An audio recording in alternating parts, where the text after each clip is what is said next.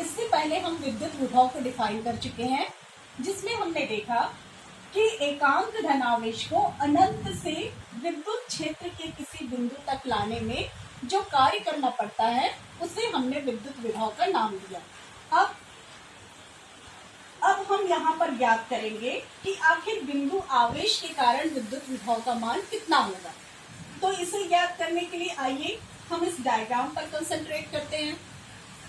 यहाँ देखिए, डायग्राम में हमने बिंदु O लिया हुआ है। इस बिंदु O पर बिंदु आवेश प्लस Q स्थित है। तो इस बिंदु आवेश प्लस Q के कारण क्या होगा?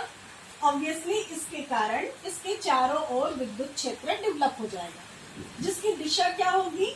तो इसकी दिशा होगी रेडियली आउटवर्ड, जिसे कि हमने वेक्टर P से डिनोट किया है। अब इस बिंदु आवेश प्लस Q से R दूरी पर एक बिंदु स्थित है P। इस बिंदु P पर हमें विद्युत विभव का मान ज्ञात करना है। तो इसे ज्ञात करने के लिए हमें क्या करना पड़ेगा? हमें इसके लिए एकांक धनावेश को कहां से? अनंत से इस बिंदु तक लाने में किए गए कार्य का मान ज्ञात करना पड़ेगा। तो इसे ज्ञात करने के लिए हम क्या कर रहे हैं? इसे ज्ञात करने के लिए देखिए, यहाँ बिंदु O से x दूरी पर हमने लिया एक बिंदु A। इस बिंदु A पर टेस्ट चार्ज, जिसको कि हम Q0 से डिनोट कर रहे हैं, हम मान रहे हैं कि माना इस बिंदु A पर टेस्ट चार्ज Q0 स्थित है। ओके, तो सबसे पहले हम ज्ञात करें कि आखिर बिंदु आवेश प्लस Q और टेस्ट चार्ज Q0 के मध्य लगने वाले बल का मान कितना होगा। दैट इज हम निकालेंगे स्थिर वैद्युत बल कूलाम के नियम से। तो आइए इसका मान ज्ञात करते हैं। तो इसकी वैल्यू हमें प्राप्त होगी, F से हम डिनोट करेंगे, और इसकी वैल्यू हमें मिलेगी 1/4 पाई एप्सिलॉन 0, दोनों आवेशों के परिमाणों की गुणनफल और उनके बीच की दूरी। तो बीच की दूरी कितनी है? प्लस Q और Q0 के बीच x। तो इस बीच की दूरी दैट इज x के वर्ग के व्युत्क्रमानुपाती। तो इस प्रकार ये हमें मिल गया प्लस Q आवेश और टेस्ट चार्ज Q0 के मध्य लगने वाले स्थिर वैद्युत बल का मान। क्लियर? अब हम क्या कर रहे हैं कि इस टेस्ट चार्ज को वैद्युत क्षेत्र में बिंदु A से B तक लाने में किए गए कार्य का हम मान ज्ञात करते हैं। दैट इज ये स्मॉल डिस्प्लेसमेंट होगा इनके बीच, दैट इज इसको हम डिनोट कर रहे हैं dx से। तो चलिए, चूंकि डिस्प्लेसमेंट अत्यल्प है, अल्प दूरी है, तो इसलिए किए गए कार्य को भी हम dw से डिनोट करें। तो dw बराबर हमें क्या मिल जाएगा? कार्य बराबर होता है बल गुणित विस्थापन। तो बल की वैल्यू है वेक्टर F, विस्थापन कितना? Displacement vector dx। ओके, तो चलिए इसे हम और सिंप्लीफाई करके हम लिखें तो dw बराबर हमें मिल जाएगा दो वेक्टर्स का यहाँ पर हम देखें कि डॉट प्रोडक्ट, तो इसे हम लिख सकते हैं F dx into sine into cos theta. अब देखिए कि कॉस थीटा की वैल्यू क्या होगी। तो कॉस थीटा की वैल्यू देखिए कितनी होगी? फील्ड का डायरेक्शन है कहाँ? O से P की ओर आउटवर्ड, डिस्प्लेसमेंट उसके विपरीत। ओके, स्थिर वैद्युत बल के जस्ट विपरीत हो रहा है displacement, means theta equal to कितना? 180 डिग्री। तो ये हम लिखें F dx कितना? cos 180 degree. और हमें पता है कि हम जानते हैं सिंस cos 180 डिग्री की वैल्यू कितनी, तो इसकी वैल्यू होती है -1। तो चलिए इस वैल्यू को पुट कर देते हैं, तो हमें मिल जाएगा dw बराबर F dx cos 180 डिग्री की वैल्यू -1। दैट इज हम इसे लिख सकते हैं dw बराबर -F इंटू dx, और इसे हम दे दें इक्वेशन नंबर 2। देखिए इक्वेशन नंबर 2 से हमें क्या पता चलता है कि डिस्प्लेसमेंट और फोर्स का डायरेक्शन जो है वो एक दूसरे के अपोजिट है। क्लियर?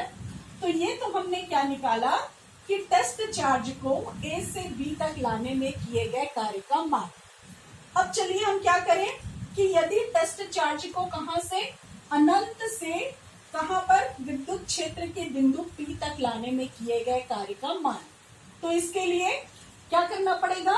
इक्वेशन नंबर 2 को हमें इंटीग्रेट करना पड़ेगा। तो चलिए हम इंटीग्रेट करते हैं इसको, और ये हो जाएगा कहां से, तो अनंत से कहां तक, विद्युत क्षेत्र के बिंदु P, दैट इज डिस्टेंस कितना है, बिंदु आवेश से R। तो इसे हम लिखे from infinity to R minus F dot dx। अब चलिए ये इसकी वैल्यू यहां से मिल जाएगी हमको W minus integration over infinity to R। F की वैल्यू हम पुट करें इक्वेशन नंबर 1 से, तो ये हमें मिल जाएगा 1/4 पाई एप्सिलॉन 0 Q0 बटा x स्क्वायर dx। ओके, अब नेक्स्ट स्टेप में देखिए W बराबर minus integration over infinity to R, और यहां पर देखिए कि ये सारा टर्म 1/4 पाई एप्सिलॉन 0 Q0 ये क्या है, कांस्टेंट। 1/4 पाई एप्सिलॉन 0 कांस्टेंट है, आवेश का परिमाण भी कांस्टेंट है, तो इसे हम लिख लें इंटीग्रेशन साइन के बाहर। तो ये हम लिख सकते हैं इसको Q0 बाय कितना, 4 पाई एप्सिलॉन 0। तो इंटीग्रेशन साइन के अंदर क्या बचा, तो ये बच जाएगा 1/x स्क्वायर dx। तो हमें इंटीग्रेशन करना है इसी टर्म का, तो इसी को ही हम क्या लिख सकते हैं, इसे लिखा जा सकता है minus Q0 by 4 pi epsilon 0 integration over infinity to R, और ये जो डिनोमिनेटर में है इसको हम इस प्रकार लिख सकते हैं 1/x स्क्वायर को x raise to power -2 dx। अब चलिए इस टर्म को हम इंटीग्रेट करते हैं, तो हमारे पास इंटीग्रेशन का फॉर्मूला होता है integration over x raise to n dx बराबर formula x raise to n plus 1 by n plus 1, और यहाँ पर हमें क्या निकालना है, x की पावर -2। तो यहाँ से हम उसकी वैल्यू निकाल लें, that is therefore integration over x to the power -2 dx बराबर क्या होगा, तो ये हो जाएगा x का power -2 plus 1 by -2 plus 1, that is हम इसको लिख सकते हैं x का पावर -1 बाय -1, और इसी को लिखा जा सकता है 1/x। क्लियर। तो इस प्रकार इस टर्म की value x to the power -2 dx, इसकी वैल्यू हो जाएगी -1/x। उसे हम पुट करते हैं, और ये हमें मिल जाएगा W बराबर minus Q0 by 4 pi epsilon 0, value हम सीधे लिख दें, उसकी वैल्यू हमें मिली 1/x माइनस, ओके, लिमिट क्या, तो इंफिनिटी टू R। अब नेक्स्ट टर्म में ये माइनस और माइनस ये क्या हो जाएगा, तो इसे हम लिखिए प्लस, और ये हमें मिल जाएगा Q0 by 4 pi epsilon 0 1/x, definite integral है इंफिनिटी टू R। चलिए अब इसको हम सॉल्व कर लेते हैं, तो ये हमें मिलेगा नेक्स्ट स्टेप में W बराबर माइनस और माइनस तो क्या हो चुका है, प्लस, इसीलिए Q0 बाय 4 पाई एप्सिलॉन 0। चलिए डेफिनेट इंटीग्रल, तो वैल्यू पुट कर देते हैं, upper limit minus lower limit, x की जगह तो ये 1 बाय आ जाएगा R, upper limit minus lower limit x की जगह इंफिनिटी।